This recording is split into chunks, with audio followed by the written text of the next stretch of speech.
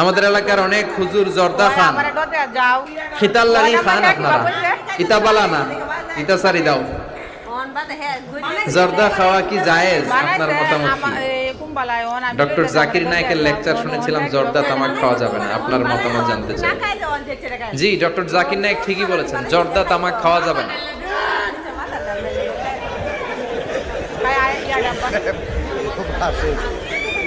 জর্দা তামাক খাওয়া যাবে না, কারণ সিগারেট খাওয়া হারাম, তাই না?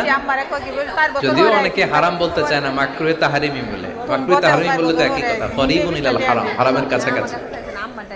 তো সিগারেটে যেটা পুরে পুরে খায়, আগুন দিয়ে পুরায় খায়, জর্দার মধ্যে ওটা আস্তে আস্তে চাবায় খায়। কথা বলেন। তো সিগারেট যদি হারাম হয়, জর্দা তো আরো আগে হারাম। এই জর্দা, সিগারেট এগুলোর সাথে মুসলমানের সম্পর্ক নাই। এই সিগারেটের যে